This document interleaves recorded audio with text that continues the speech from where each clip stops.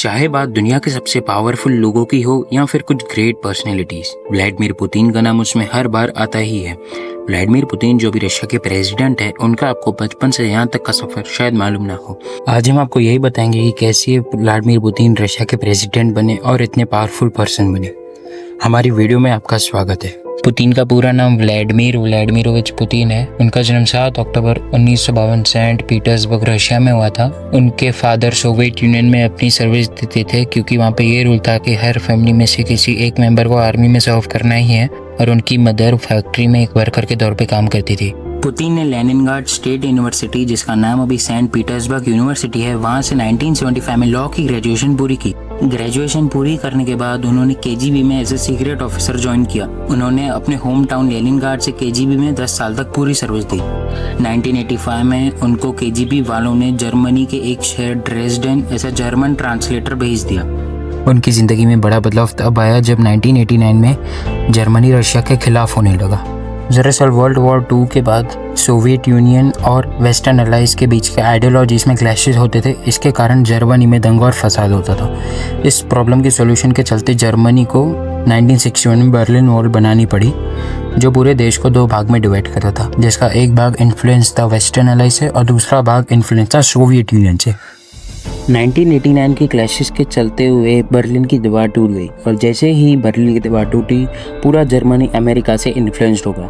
इसके कारण Soviet union की जो पब्लिक थी वो क्रांति में आ गई, और उस समय का जो प्रेसिडेंट था मिखाइल गोर्बाचेव, वो उनको संभाल नहीं पाया।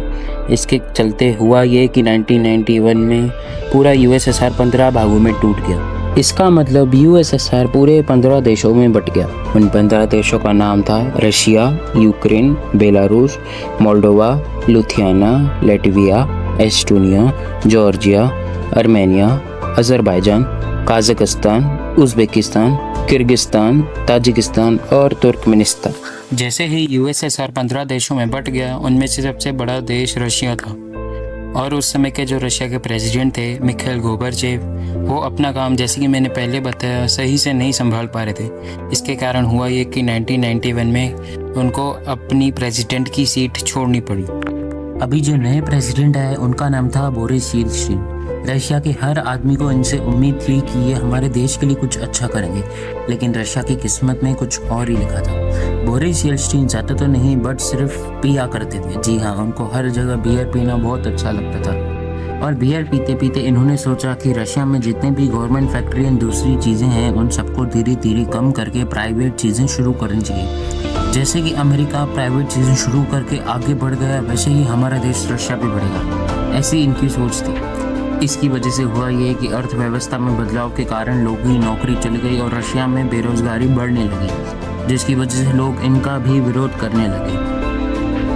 यहाँ पे एंट्री होती है पुतिन की, और ये साल है 1991। पुतिन अभी तक केजीबी में लेफ्टिनेंट कर्नल बन चुके हैं। अभी पुतिन की दोस्ती होती है सेंट पीटर्सबर्ग के मेयर से, जिनका नाम है एनोली शोबचक। एनोली शोबचक और पुतिन की दोस्ती गहरी होती जाती है, जिसके कारण वो पुतिन को सेंट पीटर्सबर्ग का डेप्यूटी मेयर बना देते हैं। अभी पुतिन के हाथ में थोड़ी बहुत पावर आती है, जिससे वो सेंट पीटर्सबर्ग के करप्शंस ख़त्म कर देता है और सिस्टम को इम्प्रूव करने लगता है।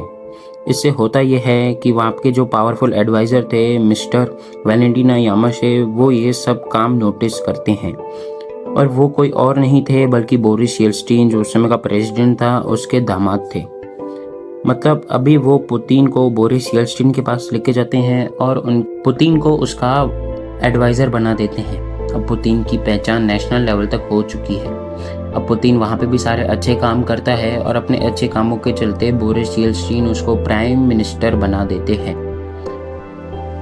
पर पुतिन अभी भी सेटिस्फाई नहीं थे। उनको बनना था पावरफुल आदमी, जिसके लिए उनको प्रेसिडेंट बनना बहुत ज़रूरी था।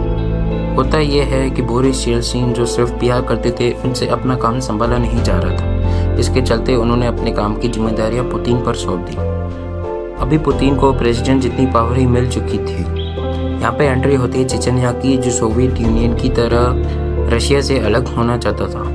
पुतिन ने यहाँ पे एक चीज़ नोटिस की और एक स्मार्ट मूव खेला। पुतिन ने क्या किया, मॉस्को में बम ब्लास्ट करवा दिए। जी हाँ, अपने ही देश के एक शहर में बम ब्लास्ट करा दिए, जिसमें कुल 300 लोग मर गए। और इन 300 लोगों की मौत का इल्ज़ाम उसने चेचन्या पे लगा दिया। अब पूरी रशिया की पब्लिक भड़क उठी और उनको चेचन्या को तबाह करना चाहती थी।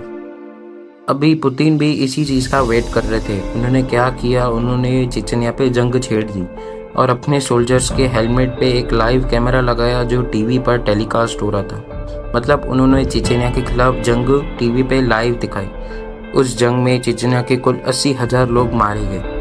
अब पूरी देश की पब्लिक खुश थी क्योंकि उन्होंने जब हमारे 300 लोग मारे तो हमने उनके घर में घुस के 80,000 लोग मारे। इसके चलते होता यह है कि सब पुतिन को जानने लगते हैं और उससे प्रभावित होते हैं। इसके चलते पुतिन जब इलेक्शंस में रुकते हैं तो सारे वोट पुतिन को ही मिलते हैं। इससे पुतिन सन 2000 में बन जाते हैं रशिया के प्रेसिडेंट। पुतिन का सपना होता है पूरा।